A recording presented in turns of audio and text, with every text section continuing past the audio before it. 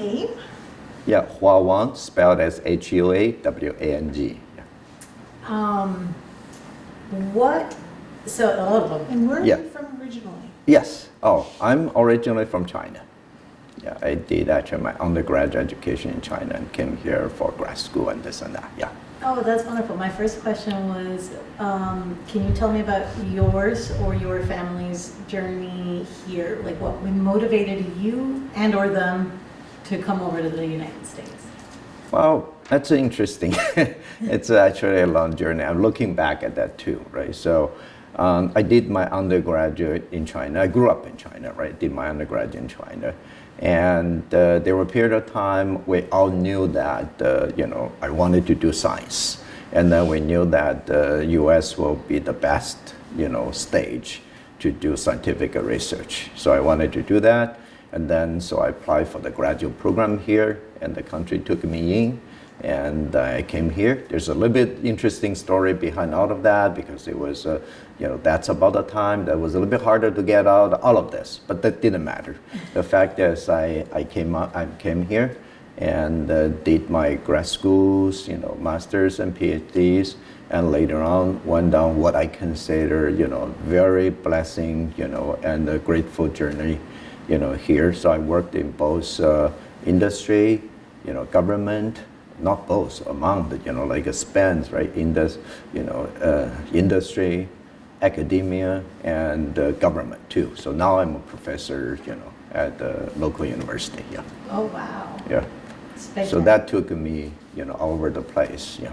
Where did you go to different places in the States before you settled in Lexington, or? Yes, definitely. So I did my graduate school, obviously, somewhere in the Washington, D.C. area, right? And afterwards, I went to work for a company, in the Connecticut area. And then, and after 2 or 3 years, I said, I still wanted to be back in academia. Remember, I said I wanted to do research.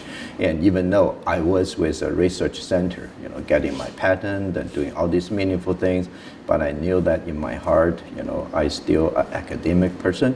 So I went to teach, in North Carolina. Actually, I went to teach at Duke University from the company job, and then while I was there, I was tapped by the U.S. government to run the U.S. Army Research Office to run the research program, for one of their basic research programs. So that's how I got involved with government. Oh, wow. And after a while, here locally, Boston University said, "Can you come up, join us?" And I didn't hesitate, because Boston is such a magnet, And despite everything was wonderful down in the South, when the opportunity knocks on the door, we said, let's go to Boston. So first we actually settled in the Concord, Mass. Mm-hmm. And that's before Lexington, right? And then I really enjoyed the rivalry because the Concord and Lexington. Part of the fun part, I was talking to Jay, is, our family grew, our daughter was born in North Carolina, but son is born here. So we needed, and also both our jobs in the city, so we wanted to move closer to the city. So then we're looking around, we finally settled in Lexington. There's a number of reasons why, but when we told our Concord neighbors that, look, we're moving, we're very sorry, but we're moving. And they told us the following line, which has been with me all these years. They said, you're allowed to move anywhere except Lexington. And then we said, sorry, we're moving to Lexington. You're not allowed to go back. Yeah, but I'm actually still friends out of this. I mean, I really enjoy it, right? This is a special occasion about Lex 250, but it's also MA 250, mm-hmm. So I just view this. But I sort of enjoy that rivalry, and then I'm part of both, What are things that you guys do to keep your culture alive at home? Yeah, that's very interesting, because in in our home, right? So we speak bilingual, both the Chinese and also the English. Sometimes we wish we should be more targeted doing one over the other, but it's okay. And so both our kids are going through the Lexington school system, right? So my daughter is the older one. She already went through the entire school. Actually, she's now fourth year student in the math school, so it's been a while.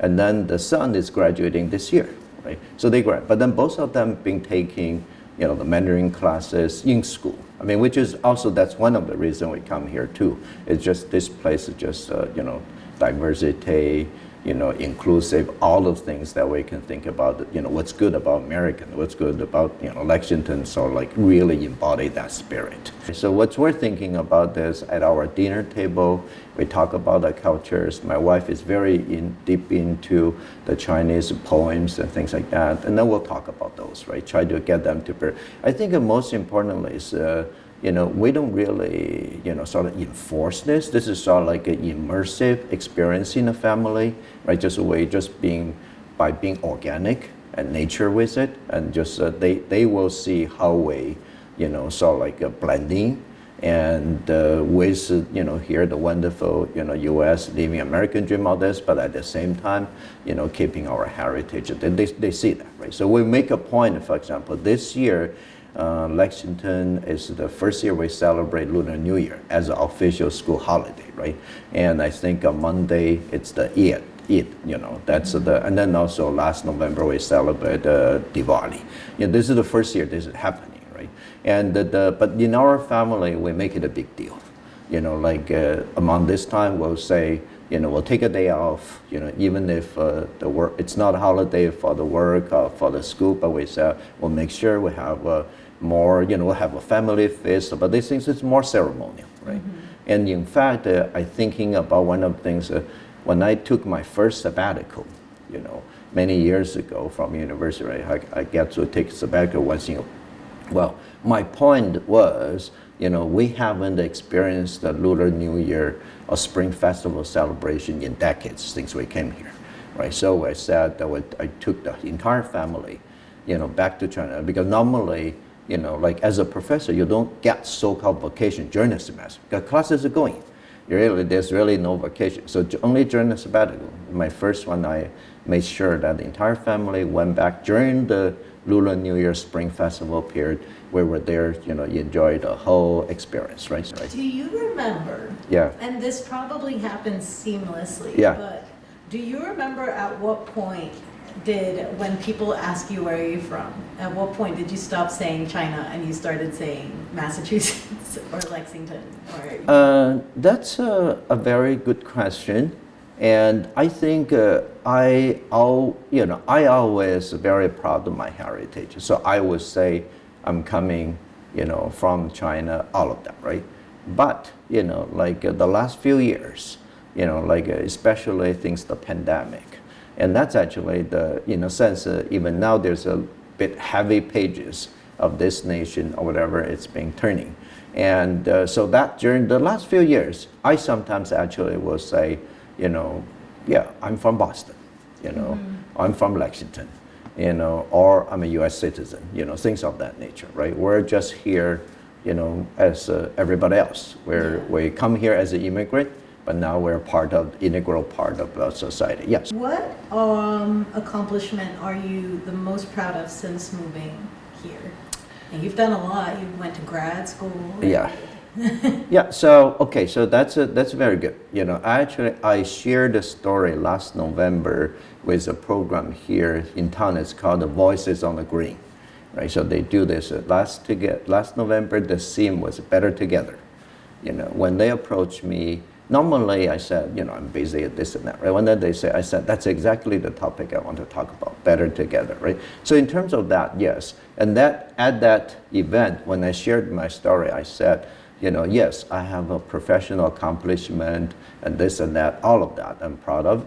But then I think my biggest, I feel like fulfilling is actually getting involved with the community.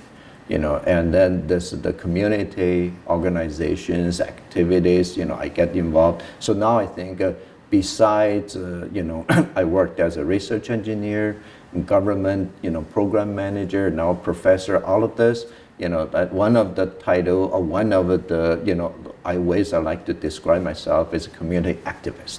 Because I just feel like that part, because the very reason is because, I said that too is, this is coming from the culture too, right? Part of the thing. So in China, the society is organized, among family and the government, right? There's nothing in between.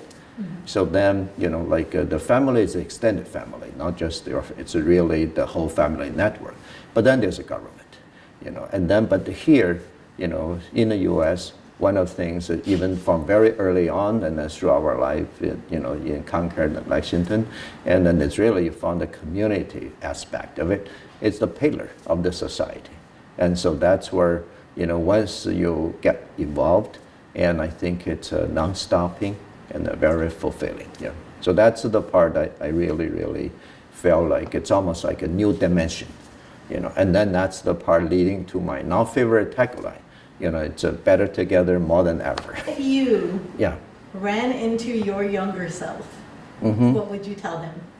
Wow. If you right now ran into your younger self. I will tell that person, this has been a wonderful, wonderful journey. It's more fulfilling than I can dream of, And then I found, I started out young. I'll tell that person I wanted to do science, to do research. I was able to do it on the biggest stage, most challenged stage of the world to do that. But then I found really also purposes are over. And now I really felt like, right, so I said, I'm so happy I took that step, coming to the US, coming to America, because I feel like now I'm embracing, the best, not only about both culture, my own heritage and here in the US, but actually everything else. You mentioned the Puerto Rico, you mentioned this. I'm just immensely now interested in all this multi-cultural aspect. And I don't think that there's a better place in the whole world, to embody this. And then through that, I feel like I'm living a more fuller, life as a human being, which is